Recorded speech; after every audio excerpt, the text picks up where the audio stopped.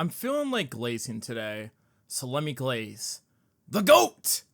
Would you like extra glaze, sir? Of course, such glaze, such an enormous, gigantic amount of glaze is worthy of the best total drama character, Harold. Now, in case y'all live under a rock, Total Drama Island, or the Total Drama series, is a cartoon that is based on a reality TV show involving 22 participants. They're all after one thing, which is $100,000. Practically chump change by today's standards. But you know, money's money. It does get up to $1 million from season 2 and beyond, but even that's not enough compensation for all the bullshit these contestants have to go through. Anyway, each of the actual contestants themselves are based off of different archetypes or stereotypes. You got your punks, your surfer girls, your goths, and most importantly, the GOAT! Harold is blatantly based off of Napoleon Dynamite and doesn't take him long for him to show us why he is worthy of immaculate glaze. Welcome to camp, Harold. Listen to those immaculate breaths. Breathing like that could only come from the best contestant on the island. Don't get annoyed, Chris. You should be grateful to listen to such a masterful symphony from the one true GOAT. Oh yeah, I don't half-ass it. I'm an advanced glazer. Look at this man. No hesitation. Straight up jumping off this cliff to help his team. Already shown he's got that dog in him. Unlike these two chickens. This is what having balls looks like.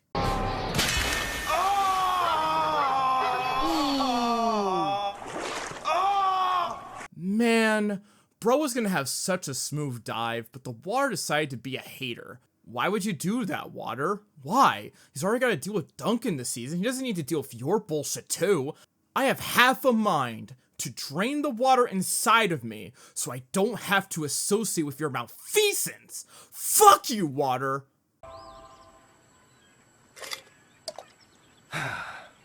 Oh, gross, it works! Dude beat his pants! You see what I mean? Duncan knows he can't compete with the one true GOAT, so he has to resort to bullying him. Boy, if you don't get your hammerhead cut ass out of your... Nope. This is a Harold Glaze video, not a Duncan slander video. I apologize for losing focus. Let's keep going.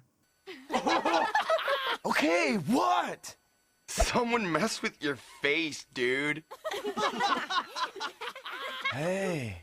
He did again! He messed with the GOAT again! But you know what? It doesn't bother him.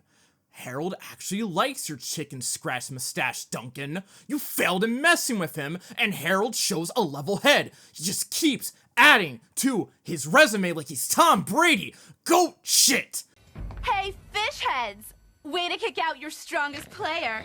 Why don't you just give up now? You're gonna regret those words this episode, tall, dark, and mean. Nothing to see here, nothing to see her at all, just a regular lover's quarrel. Also, she's lucky the show had to nerf Harold by making him unable to throw because the Gophers would have been swept. Whoa!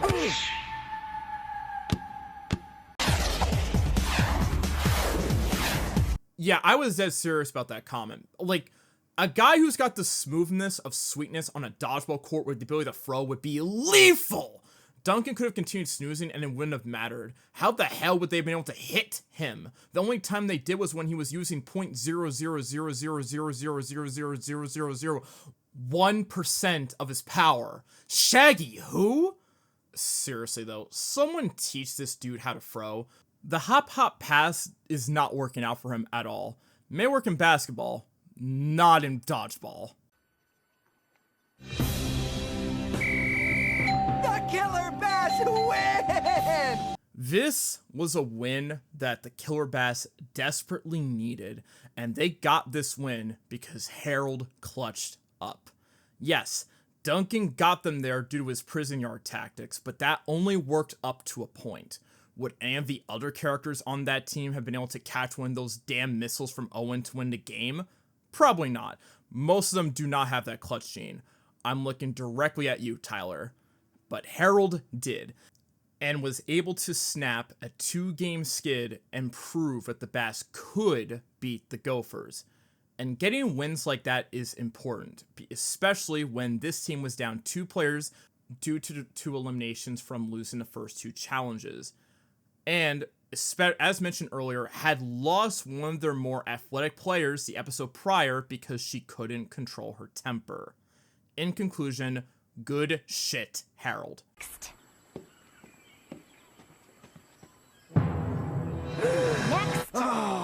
Something I have to note here in this next challenge, which was a talent show, that despite the fact Harold got them the win the week prior, they still didn't believe in Dude enough for him to show off his talent. Actually, I'm also surprised there was no comment on him showing off his figure skating skills or something, since he had told them directly in the episode prior that he got his dodge skills from figure skating. At this point, they should be aware that Harold does have talent, but they insist on cutting him off before he can display it. Which is crazy because he's the main reason they even got a win last week. I get it, if dude is sinking up the joint, you can cut him off. But this feels a bit harsh, especially after he got you your first win. Even if this is supposed to be a joke, it still makes no sense from a practical standpoint, especially when you're trying to win challenges. It's kind of crazy to think that if not for a bunch of circumstances, they wouldn't have relied on Harold to clutch out a victory. Maybe Bridget could have sang, but that was before World Tour singing nonsense, and who knows if that had been enough to clutch out a victory. Then again, she might have gotten at least 9 points, like Trent's terrible song. Ugh. I got a bone to pick with you, and it isn't just because of action, but that is for another day. What? Booyah! See what happens when you let Napoleon Dynamite close out a series? He always clutches up. Look at this. Even the opposing team is cheering. They just lost, and they still gotta give the GOAT his flowers because it was that good. It was that amazing. Who the hell can do this? And once again, Harold showing off that he can carry the Bass to victory. They do not win their first 2 challenges without him. That is an undeniable fact. And also, Harold, that was amazing! And he's too dangerous to be left alive. I'm telling y'all, Napoleon Dynamite Riz is dangerous. Look at this. Look at this. Duncan and Jeff, get your girls. Get your girls. Actually, don't. You both ain't shit. One day, one day, the slander will be glorious. Come on, let's go!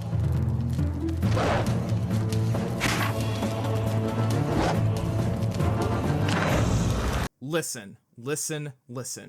GOATs are allowed to have a couple of errors in their career. Brady and Jordan had their low moments, as did Tiger Woods. This was just one of those moments. Harold is still the undisputed GOAT.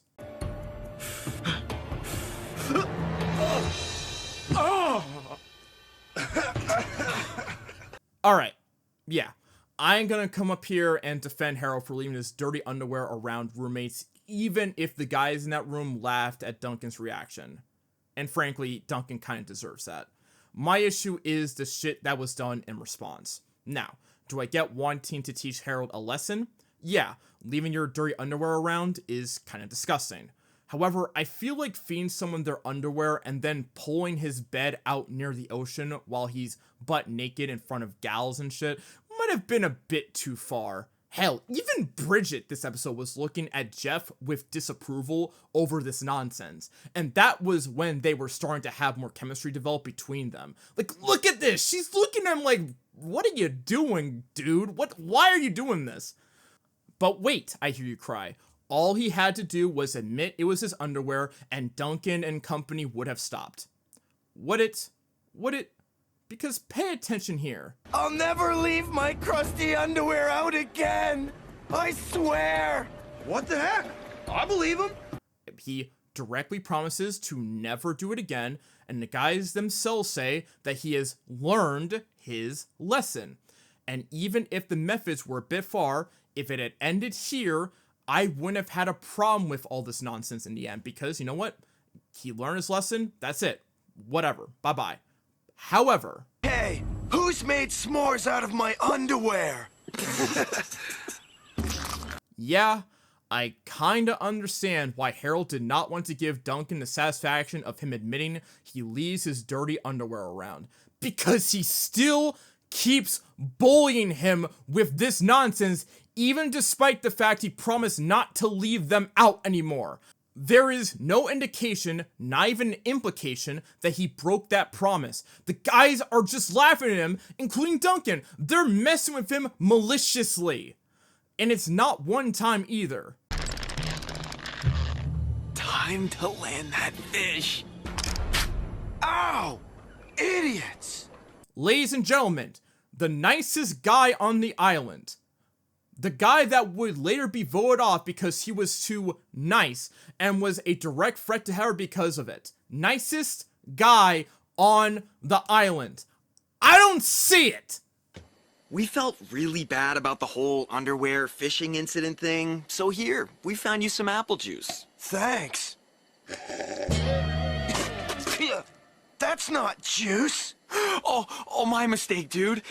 We must have confused it with the kitchen grease. You know what? You deserve to sniff Harold's skid-marked underwear. That is fucking nasty. You guys think you're so funny. Let's see how you like it when someone messes with your love life. Yes. Alright, people give him crap for this. I don't. He wanted to get back at Duncan for all the nonsense he pulled on him, including this episode, and he picked the perfect way to do it. Was it completely right? No, because he should have gone home in this episode. Do I understand why? Absolutely. Courtney ain't innocent here anymore. She's dating the ops! Next thing you know, her and Duncan's idea of a date would be Torture Harold Tuesdays. Y'all saw how corrupted she was becoming from doing something bad. You dating the ops, you can go home and lose your chance at $100,000 while Duncan gets his heart punched. 5 laps and heading home! That's impossible! How are you shocked, Heather? You've seen this dude come up clutch before. How are you not worried about this possibility before? For someone who was the main villain this season, Heather wasn't exactly always smart. And also, this show, as I've shown earlier, doesn't really pay attention to the little details.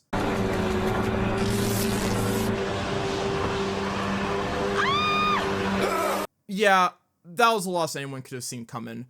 Nerd seeing Yetis for the first time, promptly losing because of how entranced he is. At least he went out on top. Which is why you're safe. Harold, sorry dude, you're done like dinner. No. Wait. Yeah, it was his time to go after the last episode. But he showed off good sportsmanship and he took the L like a champ. My GOAT is graceful, even in defeat. I loved, I lost, and I saw boobies. What more can a man ask for? Bro did not need to say all of that, but I'm so glad he did. Baby, you some kind of freaky. Give daddy some sugar. Oh, he's a madman. A madman! This man said, "Give daddy some sugar." This man's insane! He's a lunatic! And he's also the GOAT. Pulling a top 3 girl in the series? That's what's up! And he did it through haikus. I know this guy is a weeb. Kinda wish it came up more often than it did, not gonna lie. Besides World Tour, but no. It's not your time yet, Al. But you know what? Good for him. Bro used about 5% of his Napoleon Dynamite Riz and got a great girl. Surely nothing will happen that'll make me want to pull my hair out. I'm so sure of it. I'm sure they got together officially after this and there wasn't any nonsense in action. Yeah, I know. I gotta address it. But I've glazed enough so let me save all that for part 2. I hope you all enjoyed this video. Let me know your thoughts, critiques, whatever, and I hope you all have a great day. Peace.